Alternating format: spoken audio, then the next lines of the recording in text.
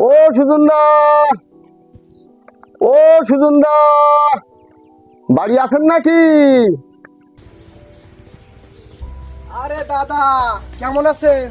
আসেন, ভালো আছেন তো? আসেন আসেন আসেন, বসেন, আসেন আসেন। আরে দাদা, আপনি লোন দিয়েছেন কবে? কিছু দিন না কেন? দেবো দাদা দেবো, গরু বিক্রি করে আপনার টাকা পরিশোধ করে ক্লিয়ার করে দেবো। বাবা তোমার তো গরু নেই, তা তুমি কি বিক্রি করে দেবা? আমি সব গরু টরু বুঝি না, আপনি ধান বিক্রি করে আমার সমিতির টাকা দিয়ে দেবেন। দাদা বিশ্বাস করেন, একটা ধানও আমার না, সব ধান মজুরি দিতে হবে। শোনেন, আমি ধান বিক্রি বুঝি না, গরু বিক্রি বুঝি না। আগামী সোমবারের দিন আমার সমিতির টাকা আপনার পরিশোধ করা চাই।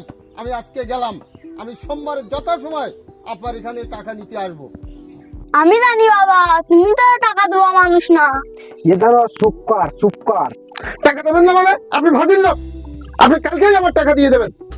আরে ছেলেবেলে কথা বাদ দেন দাদা, আপনার সোমবারে টাকা দেবো, আপনার মাথা চেয়ে বলতেছি। ছাড়েন, আপনি আমার মাথা সেই মিথ্যে কথা বলবেন না।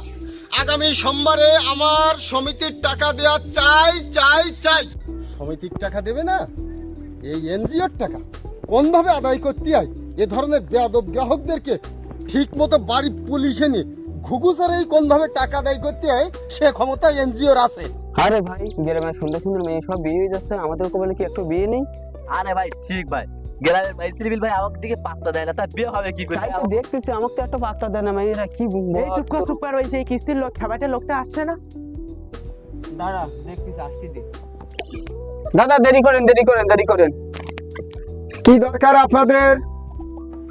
দাদা 10,000 টাকা লাগবে, এর বোর বাচ্চা হবে। এর তো বউই নিতে বাসা কিনবাই হবে। দেখ চুপ কর তুই। থামেন, এই টাউটবাস গ্রামে আমি আর লোনই দেবো না। আপনাকে ভালোই চলেছে রাস্তার পরে আমার সঙ্গে। আরে দাদা, লোনটা আমার দেওয়ার দরকার নেই, এর শরীরের দিক দেখেন। ডাক্তার বলেছে কি এর ঘুম হয় না, খিদে হয় না, এর লোনটা এর দেন। ডাক্তার বলেছে কি এর ভিটামিনের দরকার।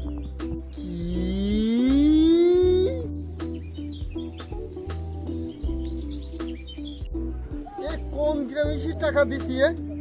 শালা সব টাউট বাটপার সব এক গ্রামে এসে জুটলো কি করে? শালারা একটা টাকা আমি আদায় করতে পারতেছি না।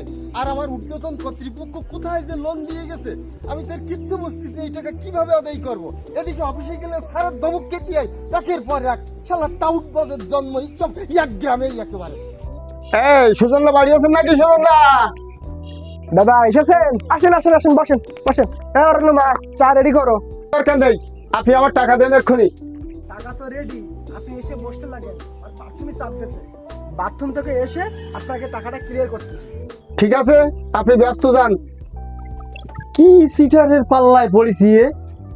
আমারে বসতে বললো, চেয়ার দিল না। চা দিতে বললো, তার কোনো খবর নেই। এই শালা সিটারদের সঙ্গে আর্থিক লেনদেন করে কর্তৃপক্ষ। আমি তো অবাক হয়ে যাচ্ছি, কাদের টাকা দিছে?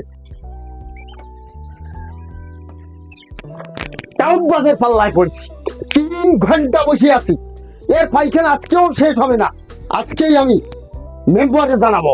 আমার বিশ্ব ফাজিলের পাল্লায় পড়েছি আজকে।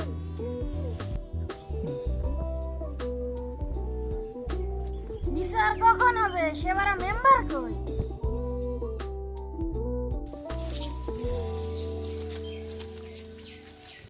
সবাই এসেছো? হ্যাঁ আসিছি, সবাই শুরু করে নেবে। তোর কি উঠে দাঁড়ানোর জন্য কি আমন্ত্রণ করা লাগবে নাকি? আমার শরীর দেখেছেন, আমার উঠতে বসতে কি কষ্ট হয়। সব তো শুনলাম। এই মেম্বার তুই না আমি? ভুলে গেছে দাদা, ভুলে গেছে। সুজনের কথাও শুনলাম, দাদা আপনার কথাও শুনলাম। দোষ তো সুজনেরই হয়, যেহেতু এটা কিস্তিখোর গ্রাম। তাই এখন যদি আপনি সুবিচার পেতে চান তাহলে আমাকে 3 লাখ টাকা লোন দিন।